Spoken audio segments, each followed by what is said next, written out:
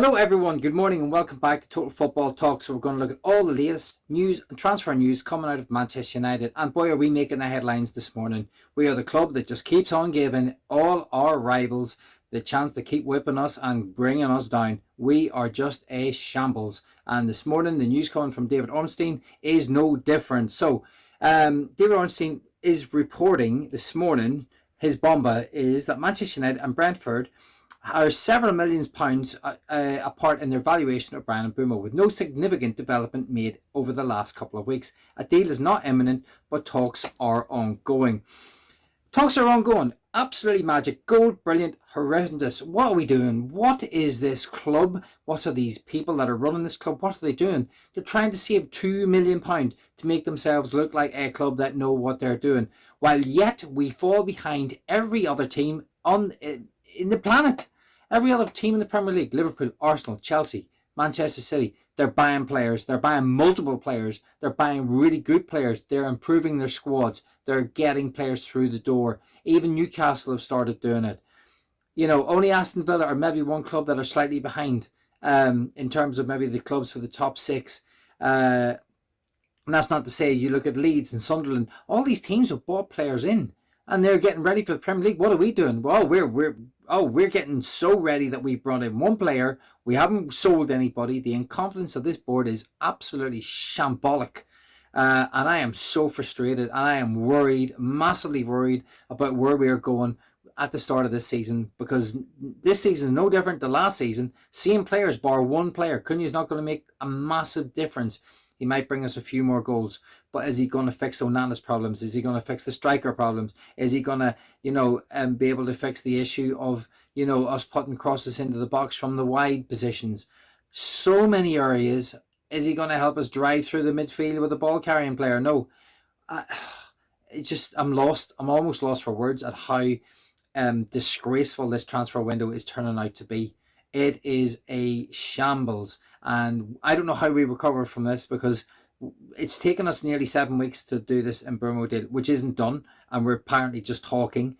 How long are we going to be talking about any other players? You can talk about other players that we looked at. Richard Rios is someone that his name has been bantered around. We ain't banned Richard Rios. I wish we were. We might be scouting him, but that's a long way from actually putting down some concrete money on the table before we have to start some kind of negotiating bidding deal.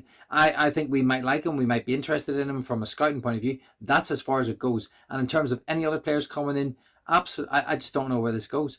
I have absolutely sick and tired of this club treating us, the fans, like we are just the shit on the bottom of their shoe, and they could not care less. They don't even want to wipe it off. All they want to do is keep walking forward and just plowing on and not actually looking back and trying to clean that mess up. They just want to make the mess worse. And that's exactly how this feels at this particular moment in time, because the transfer window in the middle of July, and it ain't getting any better. No players sold. Not a single player. The famous five, Anthony, Garnacho, Rashford, Malacia, and who's the other one? There's Sancho. That we can't get rid of any of them. They're just, no one wants them.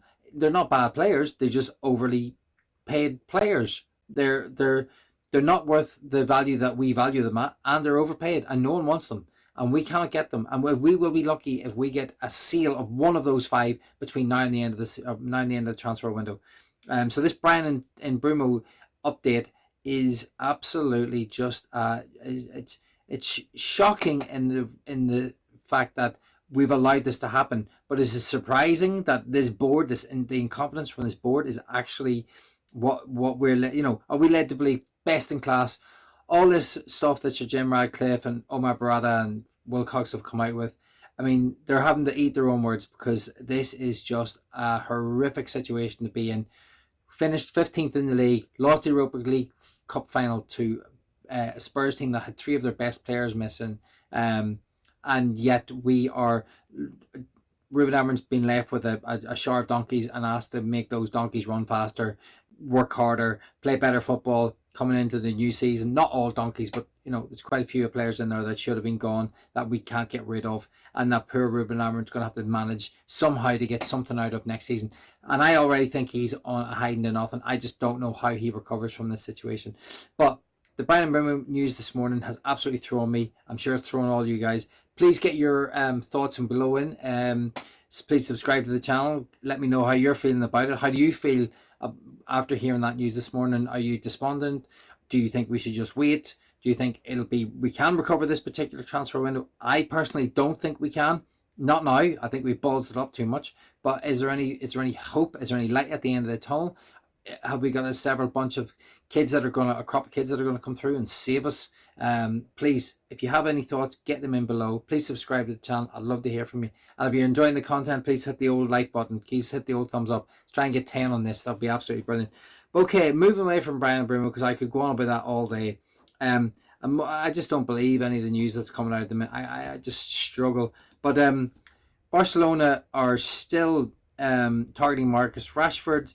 However, Barcelona are currently only considering a loan bid. Understanding that Rashford is very open to joining Barcelona and has already given initial green light for the move. Wonderful. Again, wonderful news. Marcus Rashford is happy to go to Barcelona. I'm sure he is. I'm sure he's happy to play wherever. As I said before, all he wants to do is be able to play in that World Cup next year, and he'd be happy to go to Barcelona. Maybe take a slight reduce in his wages, where we pay most of them, Barcelona pay a bit, and we just move him on for another season on a loan deal. That is the best we're going to get from Marcus Rashford at this particular moment in time. I can't see it getting any better, and my God, it makes me sick, because Marcus Rashford is a player a couple of seasons ago who was top of his game, worth a lot of money. Now he's, his game's gone skew with, and he is not worth remotely the money that he was then, and the money that we're trying to get him out for now isn't obviously going to happen. Said Barcelona, yes, there is interest. Yes, it's a loan deal. Shocker. Now, this was another bit of news that was coming out again from beIN Sport. Don't believe it. Fenerbahce are set to meet Manchester United this week to try and secure a €40 million move for Marcus Rashford. Again, €40 million. They can possibly pay a little bit more wages because they have a different tax situation in Turkey than we do here. We pay nearly, I think they pay either 45 or 50p in tax. So they half their money goes in tax. I don't think that happens in the Turkish league. I don't believe this. I don't believe that Marcus Rashford wants to go to Fenerbahce. I don't think he would go to Fenerbahce. If Fenerbahce come in for him, I think he'd just say no. I'm holding out for Barcelona. He'd rather go on a loan deal to Barcelona than move to the Turkish league. So, even if this was any truth in this, I think it's an absolute no-brainer. This is not going to happen. And then moving on to some more wonderful news, but I'll jump into the little bit. There is a bit about Rasmus Højlund. Inter Milan have bought a new striker, Bowie, I think his name is. I'm not too sure where he's come from, but they've got no interest in Rasmus Højlund now because they've got their striker. So the Rasmus situation's dead in the water. Onana is injured, so he ain't moving anywhere. Dead in the water. We can't sell the famous five. None of them are going to go any time soon. We can't bring any players in. We can't get the Mbeumo deal across the line. I don't know where we are. As a club, I don't know where we are. As a fan, I'm heartbroken. More news. Manchester United and Newcastle remain the most active clubs in the race for Hugo Ekitike. Absolute nonsense. Newcastle might get him because Newcastle can afford him, I think. And they may be looking for a long-term replacement for Isaac. Isaac may go next year, 150 million, possibly to Liverpool. Brilliant. Liverpool getting stronger. Newcastle getting in a brilliant player. Manchester United, absolutely. We're talking. Oh yeah, we're great at talking.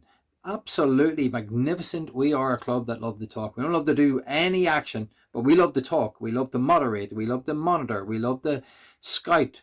We love to do anything but actually bloody buy a player or bring in hope to this club for the fan base that absolutely deserve it after the shit show that we were served up last season and previous seasons to that.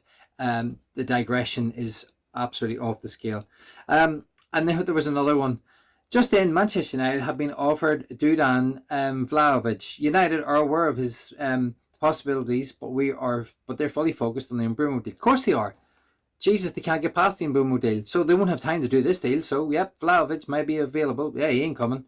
We will be scrambling at the end for bloody loan deals. And that's the plan. And I can't wait to hear this. Owen Barada, Wilcox. The plan was always to bring in loan deals. And I'll say this now. If we bring in loan deals now, these players have been available from the start of July. And if we bring them in at the end of August, start of September, we bring a goddamn loan player in. This board are a disgrace, a shambles, and they didn't know what they were doing because their plan, they ballsed it up. They never had a plan. What was the bloody plan? I'd love to I'd love to see this plan because I'm furious with whatever the plan this is supposed to be. Because my God, they just didn't have a plan. If they did, they certainly couldn't execute a plan. Maybe they all need fired. So Jim Radcliffe talks about players need 2 years, or Omar Barada talked about players need 2 years. What about the board? The board are 18 months into this nonsense, this shambles.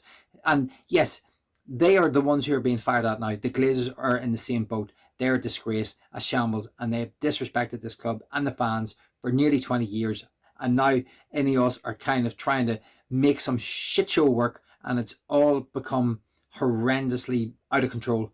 And how you bring this back, I have no idea, because I don't know how we move up the table at all. And then just to finish on the final bit of news, Alex Tungzebe is suing Manchester United for alleged clinical negligence, linked to medical advice that was given to him. A legal claim has been lodged at the High Court. Brilliant. So we already knew that the medical department were an issue. Now Alex Tungzebe is, poor lad's had injuries.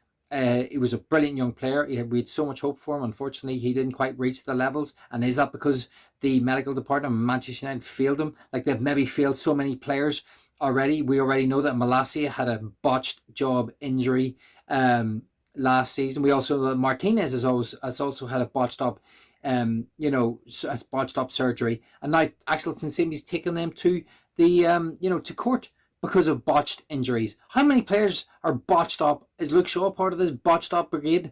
I mean, every right to take the club to court, and I hope he wins his case. And I just hope the board and if the medical department have failed him, I hope the light is shone upon this, because we have so many injuries, and this poor lad has maybe lost part of his career, or a big part of his career, because he couldn't quite sustain playing at the level that he would have wanted to, and probably was capable to, but has maybe been let down by a failing club, that's been failing him, a medical department that's been failing him. How many other players have been failed by this club? Apologies for the rant this morning, people. I am furious, I am sick, I am tired, I am heartbroken, I am dreading the season. I don't know where we're going. I don't know how we fix this. I don't know how we move forward. I just don't know anymore. I am praying that Ruben Amorim can pull off a miracle with these players, but I don't think a pre-season and some of these players coming back looking in better shape than they were last season is going to make a big difference. Is he going to be reliant on a couple of youngsters coming in to bolster that squad and make it something worthwhile? God only knows. But yeah, I apologize for the rants this morning. If you're with me, give me a little thumbs up. Please subscribe. Get your thoughts in about anything I've talked about. Rasmus Højlund, we can't sell him. Marcus Rashford, will he actually leave the club? Will any of the famous five leave, or will they all be loaned out? Who will we bring in? Get your thoughts in. Get your comments in below. And let's see what tomorrow brings, because today wasn't a good one.